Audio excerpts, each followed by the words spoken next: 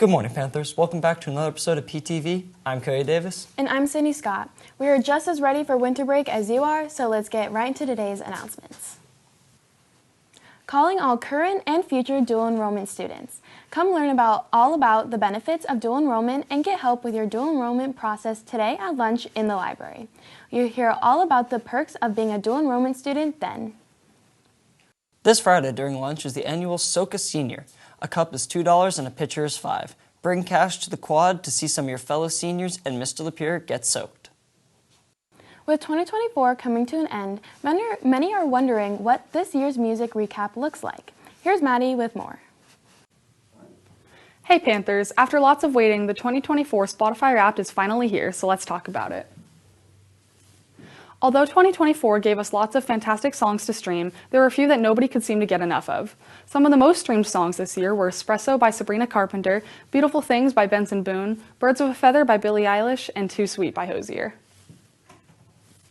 Several amazing albums were released this year, with the most listened to being Short and Sweet by Sabrina Carpenter in third, Hit Me Hard and Soft by Billie Eilish in second, and, surprising nobody, the most streamed album this year was The Tortured Poets Department by Taylor Swift. This year's Wrapped also revealed that women in pop like Chappell Roan, Sabrina Carpenter, and Billie Eilish have taken the streaming world by storm, rocketing to the top of global charts and redefining the pop genre with a new focus on unique elements and creativity, leaving everyone ambitious to see what they'll do next. Now, I can't be the only one who's confused when Spotify said that September was my mulled cider Acadian indie folk moment. The use of AI in both listening recaps and generated playlists have sparked some controversy over this year's Wrapped, leading some to think summaries like these are personalized to perfection and others to find them too random and senseless. Whether you spent 5,000 minutes listening to Noah Kahan like me or barely touched Spotify at all, the question everyone is asking is, what will Wrapped look like next year? Unfortunately, I don't have a time machine, so you'll have to wait and see. That's all from me. Now back to the desk. Last Friday, a few different clubs gathered in the school's quad to promote inclusivity for Inclusive Schools Week.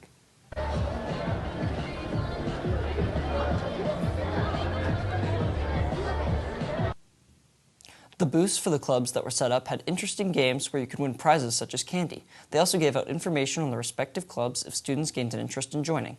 Those involved had gone all out to bring together a day of fun, diversity, and Newbury Park students truly enjoyed it. Overall, it was a very fun event and an excellent way to end off this year's Inclusive Schools Week. Looking for a club where you can sing a cappella within a small group? If so, here's Ava with a club you might like. Ooh, all this music. So excited to learn it, but I can't just sing it by myself. I need a whole group. Luckily, here in Newbury Park High School, we have a club called Barbershop, where you can sing as a group. Let's learn more. We sing barbershop music, which is a style of music that comes from early American singing. A lot of it is helping them learn the intricacies of the different notes. These harmonies are very close harmonies and they are very difficult to remember and to learn in the first place. We learn all of these notes, and if we don't really know the notes that well, or we don't even know how to read music, we can always help each other out on that. We do perform in the winter concert and the year-end concert. You guys should totally come to that.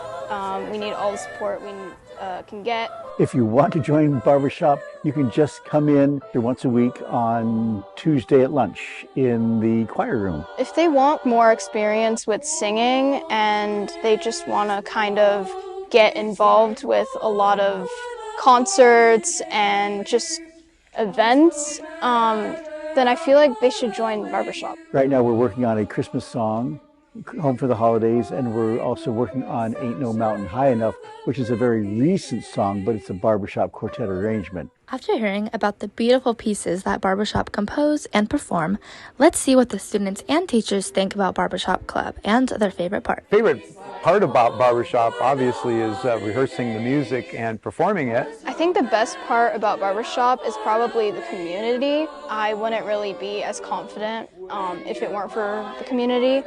Everyone is just so nice and so welcoming, and I really like that. It's self-contained, I like that.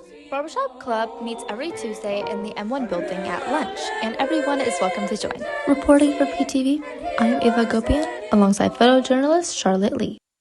You can catch the Barbershop Quartet at this year's Winter Choir Concert held in the Pack this Wednesday through Friday at 7 p.m. Tickets can be found at mphschoirbooster.ludus.com. Come and support amazing choir students and listen to some fun holiday music. Tonight, the MPHS Band program will be having their winter concert at 7 p.m. in the PAC. Make sure to secure your tickets for $10 to be able to hear our very talented MPHS Band. As many of you know, MPHS has started the process to become a No Place for Hate school. A few weeks ago, No Place for Hate teamed up with several students from various clubs on campus to have them share what inclusivity means to them and how NP can be no place for hate. I would define inclusion as bringing in other people and involving them in what you do. Everybody has a different background, and we should all just be inclusive regardless of what we're going through. Even if someone's different from you, you might have the same interests and likes, or you could even just be really good friends, and you should definitely give someone a chance even if they're different. And that relates to No Place for Hate because inclusion creates a place where there is no hate.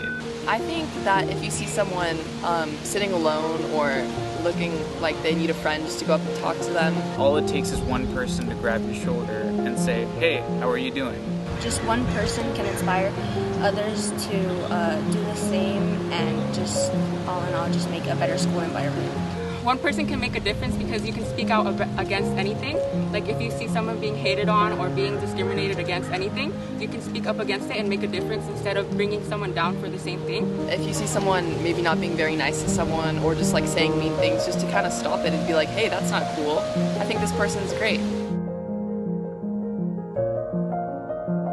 The first time I felt included was freshman year when I went to the Latino Connection Club. After my teacher telling me, go to the club, I joined the Latinos Connection Club and I felt like I was a part of a little family. Everybody was just really welcoming and they actually wanted to talk to me and actually included me in all the activities that they were doing. No matter like who you were or like what you were going through, everyone just came together to like have a fun time.